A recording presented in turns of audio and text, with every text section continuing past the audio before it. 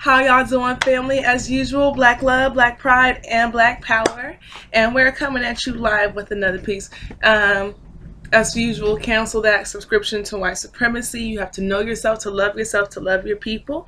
And fruit of the day is this here burro banana. It's an alkaline banana. It's a natural banana. It's not a hybrid. It's natural to nature. And it is bomb dog. And per usual, y'all know I'm coming at y'all with the really real of the realness. Anyways, yeah, I'm working on it. I'm trying to keep these videos under 10 minutes, so I'm going to just jump right into the content. All right, we're going to be talking about, as the title suggests, the terms people of color, women of color, minority, etc. People, including Black people, have been using the terms people of color in place of Black people and women of color in place of Black women and minorities in general when talking about specifically Black people and Black issues. That's very problematic, and I'm going to break down why. First things first, let me hop out the porch. I want it ain't like a heart. Okay, now I'm gonna stop. First things first, story time. I had an incident in my whiteness studies class back when I was still in university, and I was talking to the professor in the class discussion, and I was specifically talking about the struggle of African people in America. And he interjected when I said Black people. He interjected and he said people of color. I said no, Black people. I'm talking about Black people, specifically about Black people. Now, this people of color, women of color, and minority phenomenon has seriously been skyrocketing in millennial culture, and it's got to go. When you're talking about people of color, then you're talking about people of color. But when you're talking to and about Black people, you're talking to and about Black people. I mean, golly. It's like you're talking to Tayshawn and you keep calling him the Jones Brothers. And he's sitting here looking at you like, why the fuck are you calling me the Jones Brothers when you're talking to and about specifically Tayshawn? You know? I'm hungry, y'all. I should have fried this one. It's ready. It is ready. Yes, Lord. Anyways, yeah, you're talking to and specifically to Tayshawn, and Tayshawn looking at you like, say my name, say my name. This is my spring water. I know I'm a little bougetto sometimes, you know, my champagne flute, vintage. By the way, it's a vintage champagne flute. Shout out to my grandma. Anyways, there was a racist incident that happened at Washington State University a while back, and then this racist video surfaced like 2-3 weeks ago, and I did a response video to it, and I already posted all this on my YouTube, so if you want to look at the video and see what happened, then it's called A Real One Response to Racist Video at WSU. And all of the people besides the white Trump supporter in the video were all Black people, okay, part of the African diaspora.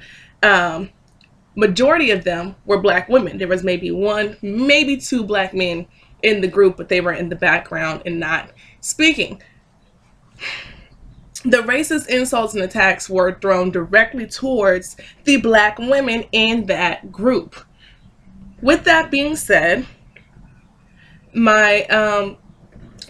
my sister wife, I'll just call her that. I'm not really married. She's not really my sister wife. That's just the thing that we know from back in college. She writes a very article.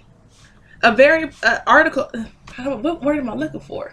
She writes an article that's very well written, and the only issue I had with it, and I called her up to chat about it with, is that she kept saying people of color and women of color, and there was no need to use those terms because that would imply to someone reading it that there was a mixed group of people who were being racially attacked. But it was only, and specifically, Black women. And I'm reading this article, and I'm like, okay, you know, and as a fellow writer, I'm like, okay, go ahead, girl, you know, I see you doing your thing with the word finesse and the whatnot, and I'm like, people of color, pause. Say my name, say my name. You know, made me an extra in the Destiny's Child video, you know? we got to really look at why the terms people of color, women of color, and minority were originally created. They were created by Europeans, specifically in positions of power, whether it be academia, whether it be the government, and whether it be via media. And they created these terms for a very specific reason, and it was to distract from the fact that they could do shit for people without doing shit for black people. Let's look back into the civil rights era. No other group of people gave two flying flamingos about black issues, black problems, black struggle, or anything until the government started calling us what? Minorities. That's all of a sudden everybody wants to, oh, black and brown unite, oh, this and that, oh, we support this and that and third, so that they can get these benefits of being a minority. Before, it wasn't about them. They twiddled their thumbs and they minded their business. The government starts using this term minority, giving benefits to minorities, creating opportunities for minorities, and this went and helped every other minority group except for who? Black people. You know, and we fell for it. And then we're doing it all over again with the millenniums and these new terms, people of color, women of color, men of color, etc., etc. It's like, it's your birthday, and everybody keeps singing happy birthday to the Joneses. But it's your birthday. You're looking at me, you're singing to me, you know, and the cake say my name, but you won't. Say my name, say my name. Just like, you're gonna feel some type of way, like, hello, come on, you're talking to me, right? Well, I'm not tripping. This is an about me situation. Why we can't say my name? You know, I mean, it's like we're treating ourselves like a giant Sandra Bland, and yet we not saying our name either. It's like, it's a funeral, okay? It's your funeral, and you laid up in your casket, and if you like me, you're gonna be laying there nice and fabulously. No, but you laid up in your casket, and they're having this big old grand funeral and whatnot, and the preacher and everybody who goes up there to speak keeps calling you, you know, Sissy's grandkids, you know? But it's like, I'm not Sissy's grandkids. I'm me. The only one dead up here ain't all 15 of us. It's just me. Why can't you say my name, say my name? You know, that's what we're trying to figure out here. It's just, you see where the disenfranchisement comes with. It's these words were used so that they can, so that people who disenfranchise us, European people, white supremacy, and specifically, can do things like have their numbers look like they're doing something positive and making a change, when in reality they have not done shit for the people that they owe something to. You know, no other minority group was forced to come here. We were the only ones drug here, and we're the only one. Our problems are unique to us.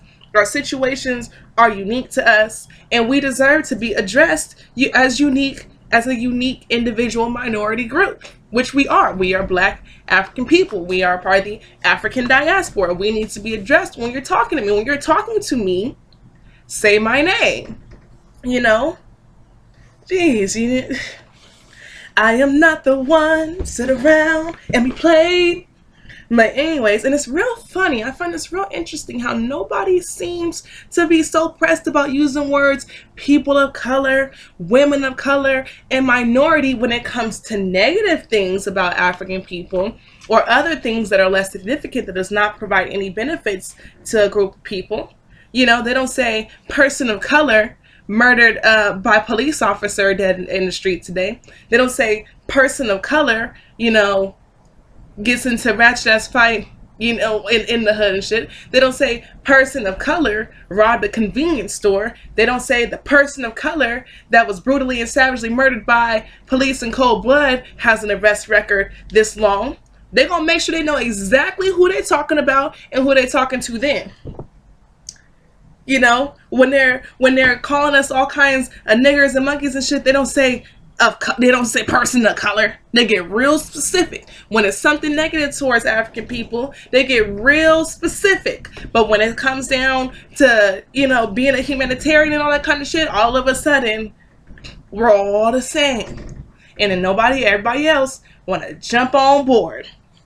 And then also, I find it that it's almost cowardice, like the way Black people use the term, African people across the diaspora use the terms people of color, minority, and women of color. It's almost like we're afraid to say, yes, we are talking to and about my people. I am talking to and about my people.